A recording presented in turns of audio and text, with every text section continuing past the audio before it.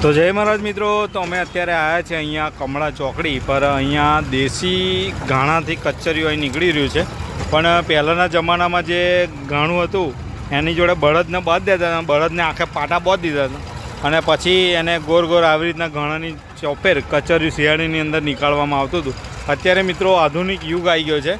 આધુનિક યુગની અંદર તમે જો બાઇકની અંદર એવો જુગાડ બનાવી દીધો છે, ફિટ કર્યો છે, તમે જોઈ શકો છો મિત્રો. ત્યાં જો કચરિયું દેશી રીતના પીસાઈ રહ્યું છે અને લાકડાનું જ છે મિત્રો, તમે જુઓ. એટલે એને આ બાઇક સાથે અહીંયા બાંધી દીધું છે અને બાઇકને સેટ કરી દીધું છે. આવી રીતના ચાલ્યા કરે છે મિત્રો, જોઈ શકો છો. તો કચરિયું દેશી તરીકાથી જ બનાવવામાં આવે છે, પણ ખાલી માત્ર બાઇકનો ઉપયોગ કરવામાં આવે છે. જો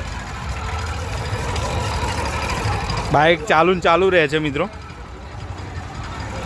અને કચરિયું જે પેલું મશીનમાં પીસાય એટલે શું થાય કે પીસાય એટલે એનું જે તલનું તેલ હોય ને એ છૂટું પડી જાય.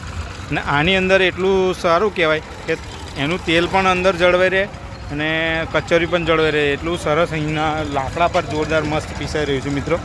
જુઓ.